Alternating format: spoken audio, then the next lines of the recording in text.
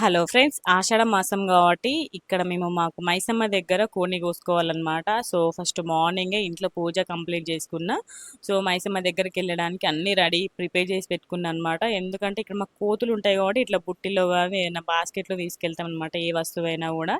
So నార్మల్గా తీసుకెళ్తే కవర్స్లో తీసుకెళ్తాయి అవి. సో ఇక్కడ మాకు అన్నయ్య చూడండి, నాకు ఇయ్యి అంటున్నట్టు ఏ పని చేసినా నా వెంబడే తిరుక్కుంటుంటాడు.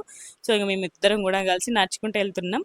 నేను వెళ్ళినాక చూడండి మా కన్నయ్య ఎంత క్యూట్గా మెల్లగా నడుచుకుంటూ వస్తుండే పొట్టోడు. భలే క్యూట్ అనిపించింది. అక్కడ నుండి ఇక్కడ వరకు నడుచుకుంటూనే వచ్చింది, అసలు ఎత్తుకోలే నేను వాడిని. సో కంపల్సరీ కోస్తామన్నట్టు దారి మైసమ్మ. ఎందుకంటే మా కన్నయ్య అటు ఇటు నడుస్తాడు, మా మధు అటు ఇటు బండి మీద నడుస్తాడు కాబట్టి మ్యాక్సిమం మా బ్లాక్లో అందరం కూడా ఎవరికి వీలైన రోజు ఆ ఆ రోజు వేసుకుంటాం అన్నమాట. మాకు ఆ రోజు వీలైంది బుధవారం రోజు, అందుకే ఆ రోజు వేసినాం అన్నట్టు. సో అమ్మవారికి మొత్తం కడిగి బొట్లు పెట్టి ఫ్లవర్స్ పెట్టి చేసిన అన్నట్టు హడావిడి, ఎందుకంటే అక్కడ కోతులు ఉండి. సో ఫుల్ భయం భయంగా చేసినాము, కానీ అయినా కూడా మంచిగా చేసినాము. దీపం ముట్టించి మొత్తం అన్ని ప్రసాదాలు పెట్టేసి అమ్మవారికి. సో ఫస్ట్ మేము మా మధు కూడ తీసుకొచ్చే వరకు మేము అన్ని పూజలు అంతా రెడీ చేసి ఉంచినాం అనమాట. సో ఇక్కడ మా కన్నయ్య చూడండి, హాయ్ చెప్పే కన్నయ్య అంటే హాయ్ చెప్తున్నాడు.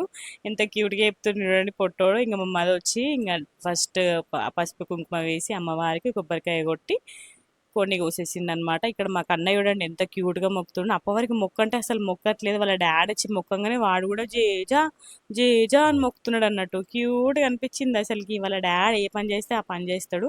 వానికి ఇంకా నేను ఉన్నంతసేపు నేను కావాలి, కానీ నేను వాళ్ళ డాడీ వచ్చినాక ఇంకా నా పార్టీనే ఉంటాడు, మొత్తం వాళ్ళ డాడీ పార్టీనే ఉంటాడు పొట్టోడు. భలే చూపిస్తాడు అసలు వాళ్ళ డాడీ మీద లవ్ మాత్రము. భలే క్యూట్ అనిపిస్తుంది వాళ్ళిద్దరు బాండింగ్ చూస్తే. సో ఇంక కొబ్బరికాయ కొట్టేసిండు. ఇంకా కోడి కూడా తీసుకొచ్చిండు అనమాట, సంచిలో తీసుకొచ్చిండు. సో ఇంకా కోడిని కోసేసినాము. అమ్మవారికి కోడి మొక్కిపిస్తారు కదా, మొక్కిపిస్తుండు, మంచిగా మొక్కింది జట్టిచ్చినట్టు. సో మొక్కి కోసినాక ఇంటికి తీసుకొచ్చినాక చికెన్ కర్రీ చేసినాం అన్నట్టు. Chicken curry with bagar rice. So maximum ప్రతి ఇయర్ కూడా ఆషాఢ మాసంలో మైసమ్మ దగ్గర ఇక్కడ మా ఏరియాలో, ఇక్కడ మా బ్లాక్లో అందరం కూడా కోసుకుంటాం. మేక కోసుకునే వాళ్ళు మేక కోసుకుంటారు, కోడి కోసే వాళ్ళు కోడి కోస్తారు అన్నట్టు. సో ఇంకా చికెన్ కర్రీ ప్రిపేర్ చేసిన. సో చికెన్ కర్రీలోకి బగార్ రైస్ మంచిగా ఉంటుంది అని చెప్పేసి బగార్ రైస్ చేసిన అనమాట. సో పూరి చపాతీ కంటే కూడా ఇంకా ఆఫ్టర్నూన్ రైస్ తింటాం కాబట్టి బగారా రైస్ చేసిన. కర్రీ టేస్ట్ మాత్రం సూపర్ వచ్చింది. కొంచెం సూప్ లాగానే ఉంచిన అనమాట, సూప్ ఉంటేనే టేస్ట్ ఉంటుంది అని చెప్పేసి సూప్ లాగా ఉంచిన. సో బగారా రైస్ కూడా ప్రిపేర్ చేసిన అనమాట. సో ఎమ్మి ఎమ్మి bagara rice with chicken curry lunch తినేసినాం అన్నట్టు. సో ఇలా వేసుకున్నాం. సో ప్రతి ఇయర్ కూడా వేస్తాం, ఈ ఇయర్ కూడా వేసిన అన్నట్టు. సో మీలో ఎంతమంది నిమ్మకాయ పెట్టుకుంటారు చికెన్ తినేటప్పుడు? నాకైతే ఫుల్ ఇష్టం నిమ్మకాయ ఇంకా ఉల్లిపాయ, ఇవి కంపల్సరీ వేసుకొని తింటా అనమాట.